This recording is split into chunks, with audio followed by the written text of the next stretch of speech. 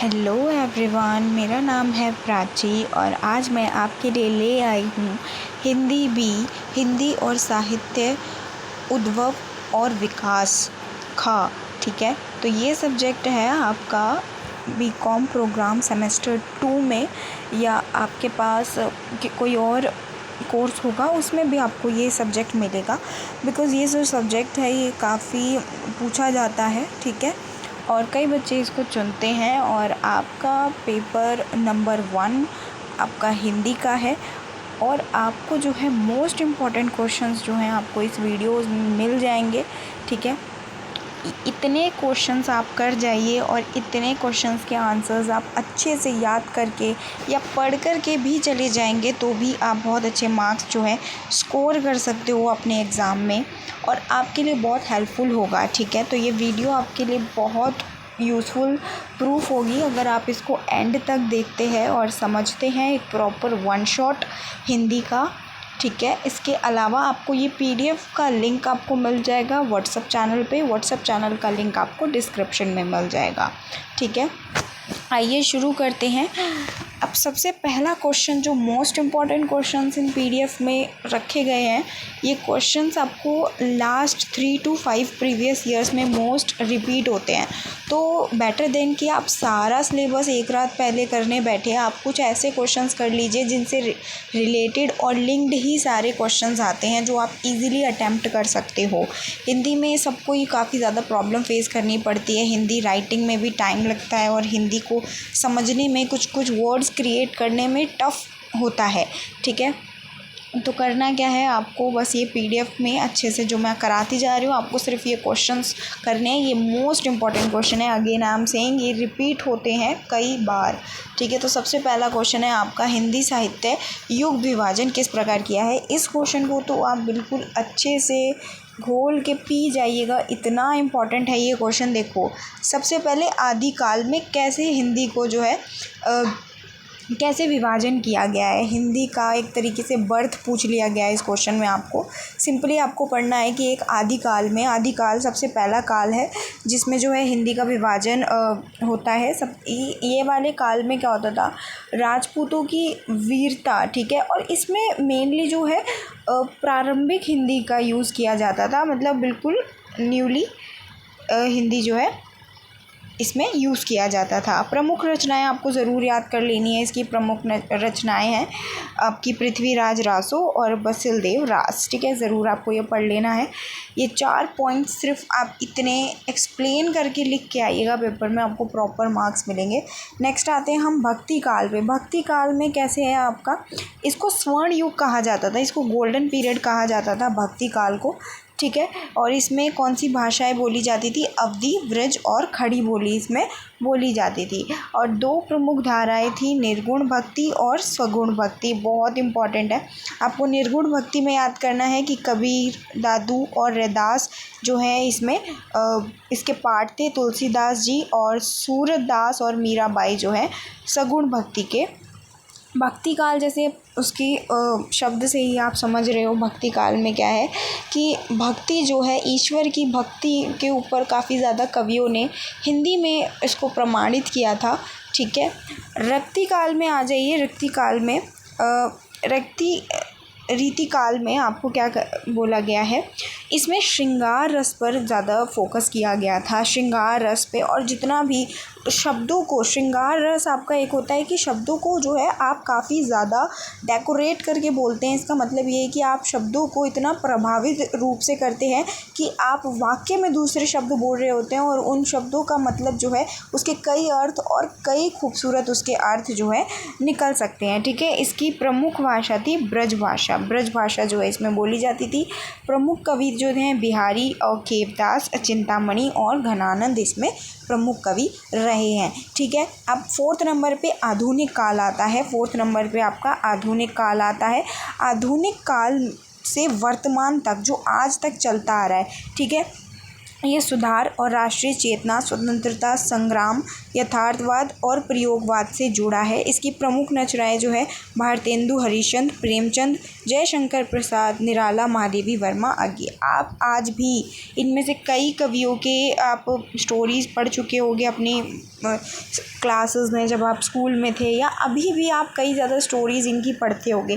तो ये आज के टाइम तक ये चलते आ रहे हैं और ये जो है, ठीक है, ये काफ़ी ज़्यादा इन्होंने स्वतंत्रता पर और देश के प्रति जो है काफ़ी ज़्यादा इन्होंने योगदान दिया। ठीक है, तो आप पूरा क्वेश्चन देख लीजिए। ये क्वेश्चन बहुत इंपॉर्टेंट था और बहुत इजीली आप इसको समझ सकते हो। 4 भागों में हिंदी का विभाजन हुआ है: आदिकाल, भक्तिकाल, रीतिकाल और आधुनिक काल। ठीक है, इनकी सेंचुरीज़ अगर आपको प्रॉपर याद हो तभी आप लिखना, अगर आपको प्रॉपर याद ना हो तो आप इसको मत लिखना। ठीक है, नेक्स्ट आता है आपका भक्ति काल की विशेषताएं बतानी है।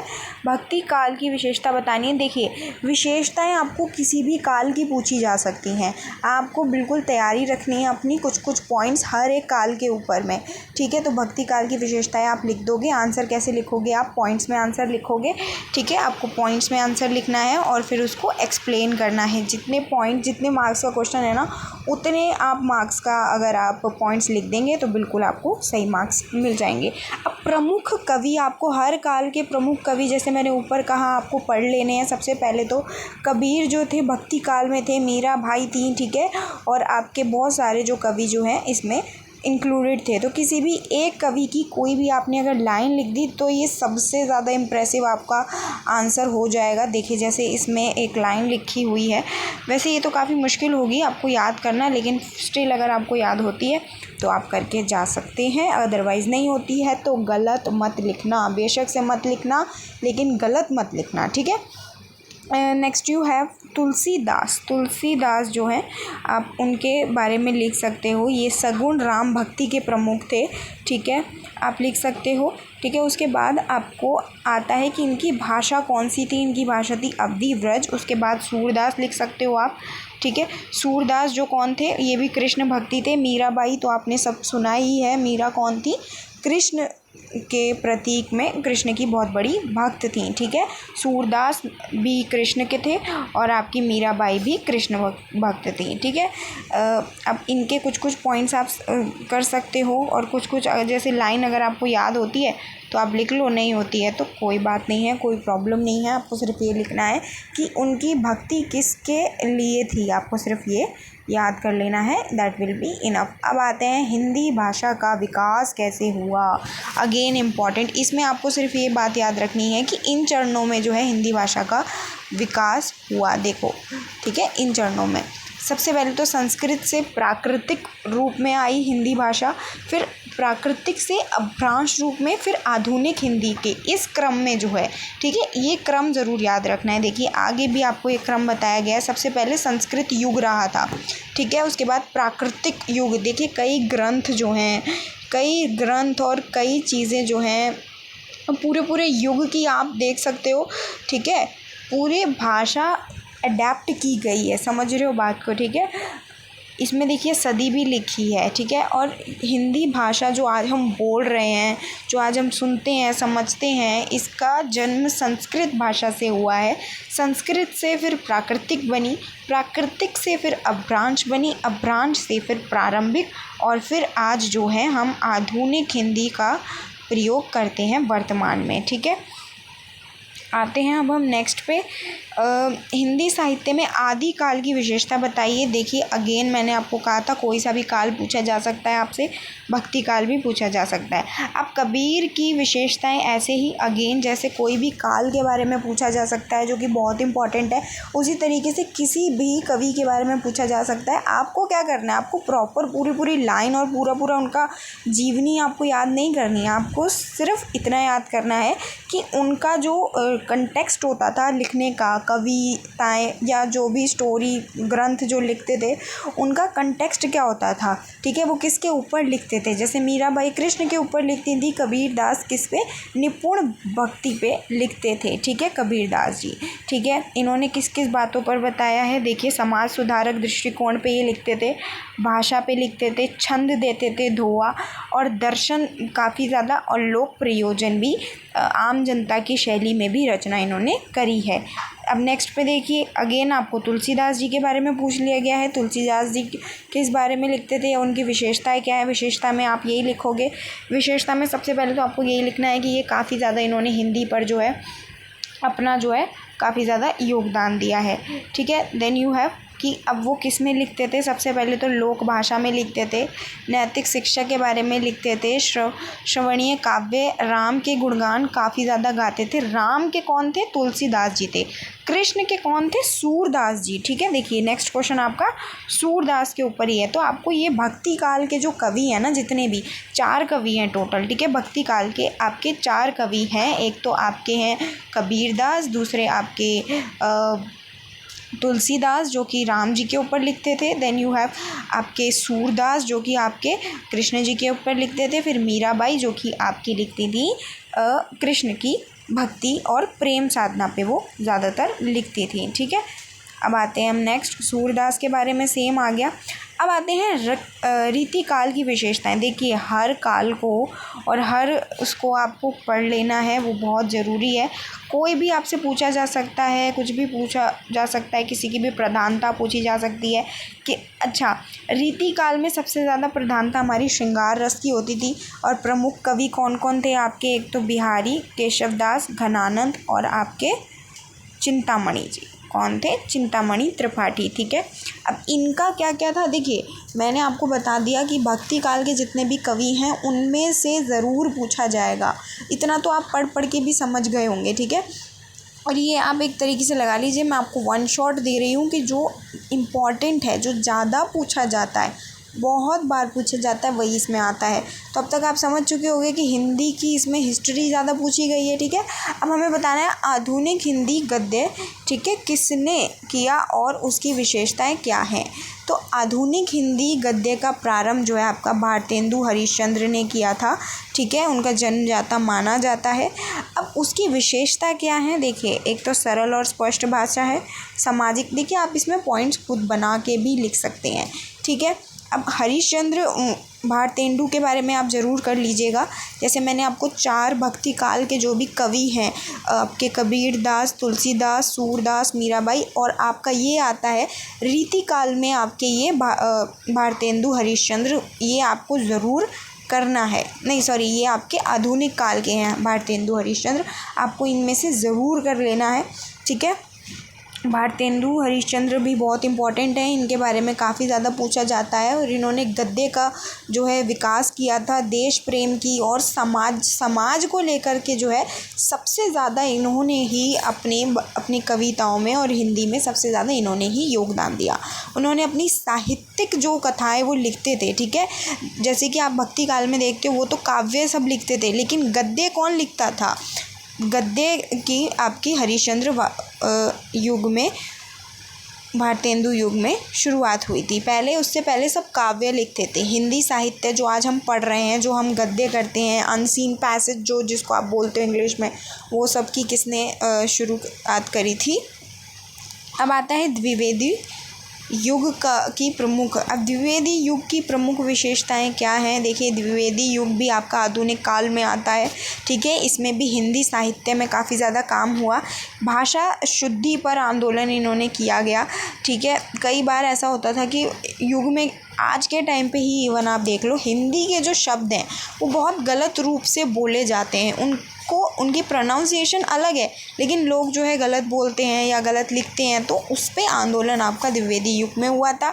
पत्रकारिता और आलोचन इसमें काफ़ी ज़्यादा हुआ था। और आपका प्रमुख साहित्यकार इसमें कौन कौन माने जाते हैं, बाल मुकुंद गुप्त जो है आप पढ़ोगे आगे जब आप 3rd सेमेस्टर में आओगे, 4th सेमेस्टर में आओगे तो भी आप इनके बारे में पढ़ोगे। बाल मुकुंद गुप्त काफ़ी इंपॉर्टेंट है इसमें। अब आता है एक और मोस्ट इम्पॉर्टेंट,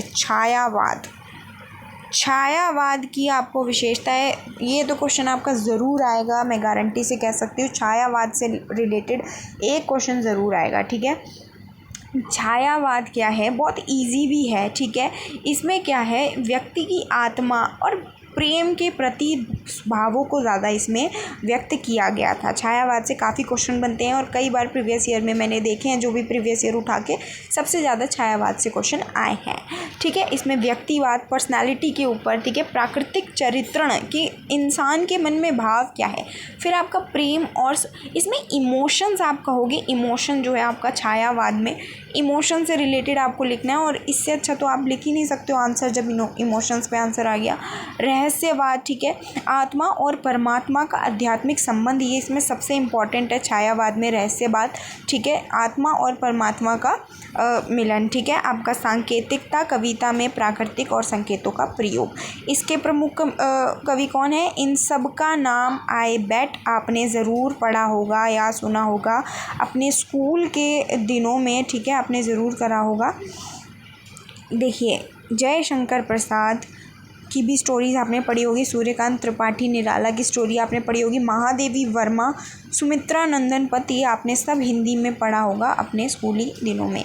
छायावाद के जितना ही इम्पोर्टेंट है आपका ये प्रकृतिवाद, ठीक है, प्रकृतिवाद से भी क्वेश्चन बनने के काफ़ी चांसेस हैं, प्रकृतिवाद भी आप अच्छे से कर लीजिएगा। ओके, देन यू हैव, इसमें होता क्या है, इसकी विशेषताएं आपको बता देनी है, चारों विशेषता आपको अच्छे से पढ़ के जानी है। फिर आता है कबीर और तुलसीदास की तुलना कीजिए। कबीर और तुलसीदास की तुलना करनी है इसमें कि ये क्या क्या करते थे, ये भी काफ़ी इम्पोर्टेंट क्वेश्चन आपका आता है, आप पढ़ लेंगे इसको अच्छे से। हिंदी गद्य साहित्य की प्रमुख विधा वेरी इम्पॉर्टेंट क्वेश्चन। विधाओं का आपको वर्णन करना है, विधाओं का वर्णन आप कैसे करोगे, विधाएं कौन सी हैं, एक तो निबंध है, उपन्यास। इस क्वेश्चन में आपको कुछ याद करने जैसा है ही नहीं, सिंपल आप कहानी, नाटक, कुछ भी आप इसमें लिख सकते हो, ये सब क्या होती हैं, विधा होती हैं, ठीक है। अब आता है हिंदी पत्रकारिता का इतिहास और विकास के लिए आपका लिखना है, ठीक है, ये आपको लिखना है। अब हिंदी पत्रकारिता कैसे शुरू हुई, ये क्वेश्चन भी इम्पोर्टेंट है लेकिन उतना इम्पोर्टेंट नहीं है, लेकिन अगेन आपको पढ़ के जाना है, पेपर के लिए तैयारी तो प्रॉपर आपको करनी है, ठीक है। तो इसका प्रारंभिक युग क्या था, प्रारंभिक युग में आपका आता है, ठीक है, प्रारंभिक युग, उसके बाद आपका राष्ट्र जागरण युग, उसके बाद आधुनिक युग, देन यू हैव 3 ही युग हैं इसमें, याद रखना है आपको, हिंदी पत्रकारिता में 3 युग हैं, ठीक है। प्रारंभिक युग में क्या होता है, इसमें क्या है, बाल मुकुंद गुप्त और भारतेंदु हरिश्चंद्र इसमें पत्रिकाएं इनमें दी गई थी। फिर राष्ट्र जागरण युग, देखिए इसमें पूरा सन लिखा हुआ है, आधुनिक हिंदी में प्रॉपर इसमें सन लिखा हुआ है, ठीक है। और ये सब आपका किस में आता है, ये सारा आपका आधुनिक काल में आता है, जो कि हिंदी का आपका 4th नंबर वाला काल है, ठीक है। इसमें सेकंड वाले में आज़ादी के बारे में बोला गया है, क्योंकि आप देख सकते हो, आप जो ये देख रहे हो 1900 से 1947 तक हमारी क्रांति रही भारत में, और 1947 में हम आज़ाद भी हुए। तो ये जो टाइम पीरियड था, इस टाइम पीरियड के बीच में जितना भी जो है पैट्रियोटिज्म यानी देशभक्ति के लिए सारी कविताएं, सब कुछ किसकी टर्न हो गया, आपकी स्वतंत्रता की टर्न जो है हो गया, ठीक है। आधुनिक युग में फिर आप अब देख सकते हो डिजिटल मीडिया और आज के जो भी आप जितनी भी पत्रकारिता पढ़ते हो, ठीक है। फिर से भारतेंदु हरिश्चंद्र पे प्रश्न आ गया, तो ये भी इम्पोर्टेंट है, आप ये भी करेंगे। महावीर प्रसाद द्विवेदी का हिंदी, देखिए ये क्वेश्चन आप छोड़ सकते हैं अगर चाहे तो, लेकिन पढ़ लीजिए, क्या बुराई है, छोटा सा क्वेश्चन है, 4 इसके पॉइंट है, अच्छे से पढ़ लीजिए। अब आता है इम्पॉर्टेंट क्वेश्चन, ठीक है। इम्पॉर्टेंट क्वेश्चन में आता है आपका हिंदी भाषा की प्रमुख बोली कहाँ पे बोली जाती है और क्या बोलियाँ हैं, आपको ये ज़रूर करके जाना है। सबसे पहला तो ब्रज भाषा है, अवधी है, बुंदेली है, बघेली है, हरियाणवी, कन्नौजी और खड़ी बोली, ठीक है। ब्रज भाषा कहाँ बोली जाती है, आप चाहें ट्रिक बना लीजिए, ये सूरदास की भाषा है, मथुरा, आगरा और अलीगढ़ में बोली जाती है। आप इसकी ट्रिक बना लीजिए, MAA ब्रज भाषा की ट्रिक है, MAA मथुरा, आगरा, अलीगढ़। अवधी कहाँ बोली जाती है, अयोध्या, फैज़ाबाद, ये तुलसीदास की बोली है। तुलसीदास कौन थे, राम जी के भक्त थे, तो अयोध्या में तो बोली जाएगी। बुंदेली जो है झांसी, सागर और छतरपुर में बोली जाती थी। फिर है बघेली और सतना और हरियाणवी, ठीक है। तो ये था आपका पूरा PDF और काफ़ी इम्पॉर्टेंट आपने इसमें चीज़ें पढ़ी हैं। ये PDF आपको व्हाट्सएप पे मिल जाएगा, लिंक मिल जाएगा डिस्क्रिप्शन में, ठीक है। तो तब तक के लिए अगर आपको कोई भी डाउट रहता है तो आप कमेंट कीजिए, और तब तक के लिए पढ़ते रहिए। Be serious and study hard, ठीक है। ये सारा PDF है, ये आपको व्हाट्सएप पे मिल जाएगा।